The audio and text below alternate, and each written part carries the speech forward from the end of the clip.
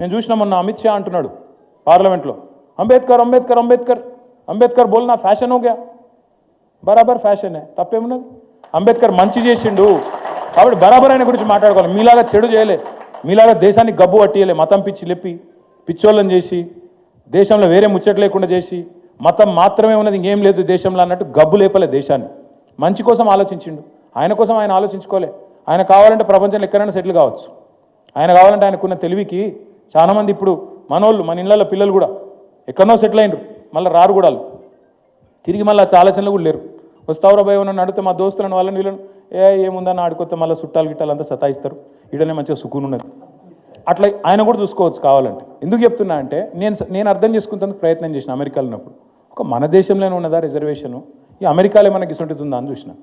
మీకు చాలామందికి తెలియదు, అమెరికాలో అఫర్మేటివ్ యాక్షన్ అని ఒకటి ఉంటుంది.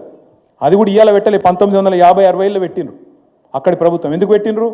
అక్కడ నల్ల జాతీయుల మీద ఏదైతే వివక్ష ఉందో ఆ వివక్ష పోవాలి అంటే వాళ్ళకు కొంత ప్రత్యేకమైన రక్షణ, మన రిజర్వేషన్ లెక్కనే వాళ్ళకు కూడా విద్యలో ఉపాధిలో వాళ్ళకు కూడా రక్షణ ఉండాలని పెట్టినరు. కాబట్టి మరి అమెరికా వాళ్ళు మనకంటే తెలివైన వాళ్ళు అని చెప్పి ఆడిపోతున్నాం కదా మనందరం. ఆడనే పోయి సెటిల్ అవుతున్నాం, ఆడనే బాగుంది, ఆడనే గొప్పోళ్ళు, వాళ్ళే అగ్రరాజ్యం అని మాట్లాడతాం కదా తెల్లారులైతే. మరి ఆడకూడదు ఉంది, మరి వాళ్ళు బుద్ధి తక్కువ. ఎందుకు చెప్తున్నా ఈ మాట అంటే భారత సమాజాన్ని కరెక్ట్గా అర్థం చేసుకుంటే ఈ పనికిమాలిన మాటలు మాట్లాడరు.